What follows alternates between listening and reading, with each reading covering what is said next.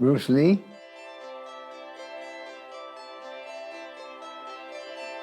Yeah, what about Bruce Lee?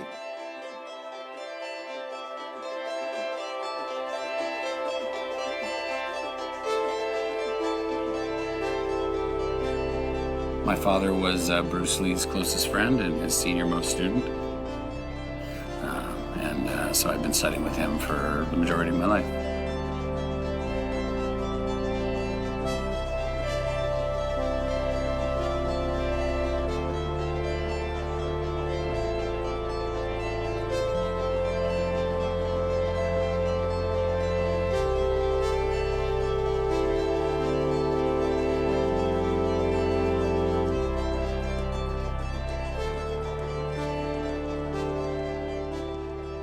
Yeah, so when I first met him, see, I was 36, he was 18. Yeah, I think the camps were just kind of waning down, and they were going to finally close them down.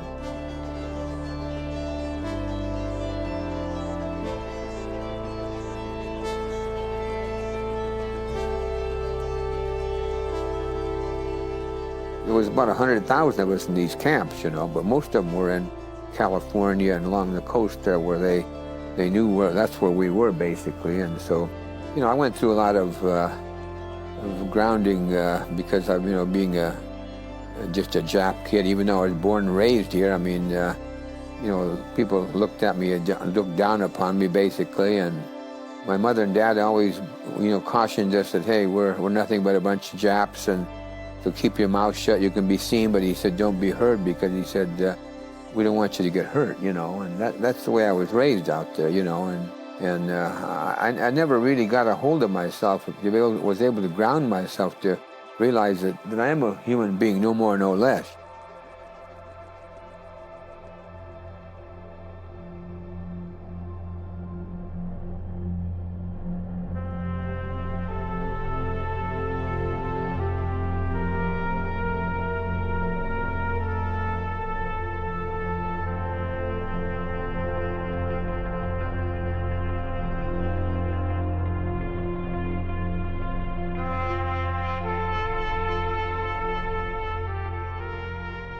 Bruce was 18 when they met, and my dad was in his mid-30s, so he used to always say I was old enough to be Bruce's father, but I think they bonded. Just, you know, my dad was just a very earnest student and didn't really want anything from Bruce other than, you know, what he was getting for himself personally, which was, you know, self-worth and self-actualization and things like that after coming out of the internment camps. For some reason or other, he picked me out to be his buddy.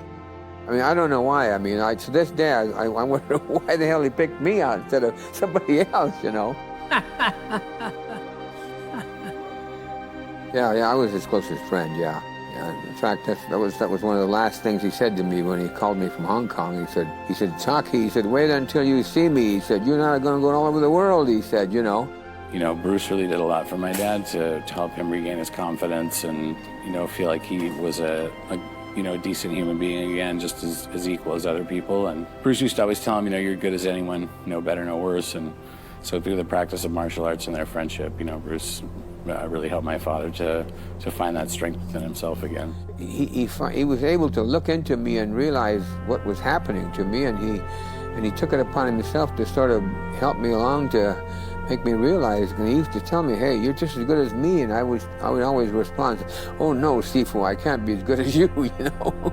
But he helped me to ground myself and to recognize that you know, we're all human beings, no more, no less than anybody else.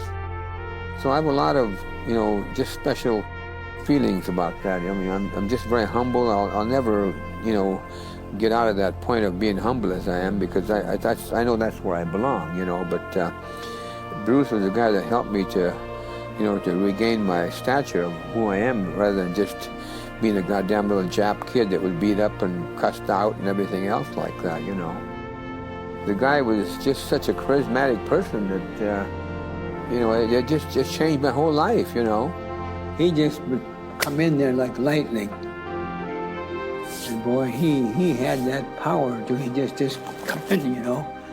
You know, my dad was in a lot of ways like a father figure to him. You know, he took care of a lot of paying the rent and organizing things, and Bruce pretty much came in and taught and things like that, you know. And even after he went to LA, you know, my dad ran the school and sent him the money and, you know, continued to do all those kind of things for him. Yeah, he held a tight rope, you know. He didn't let anybody get away with anything out of hand.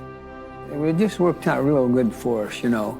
Yeah, I remember that even to this length of time, I can still remember all that stuff, you know. Yeah. And then boom, you know, and bing, bing, bing, bing, and come in and back fist, you know.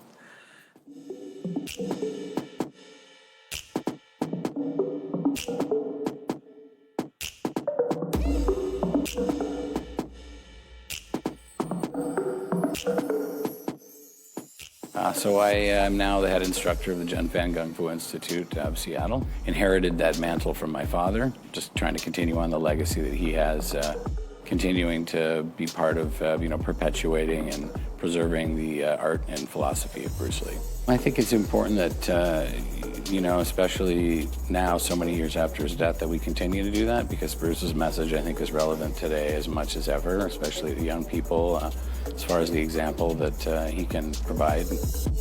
I mean, I think his legacy is one of, you know, friendship, and, you know, he's someone who was close to Bruce, and like, you know, you asked earlier, they had a unique relationship, and, you know, my dad's a total badass, but he's a real humble guy, you know. I think he is the greatest example of Bruce's martial arts, and I truly believe that, and I try to live up to that every day.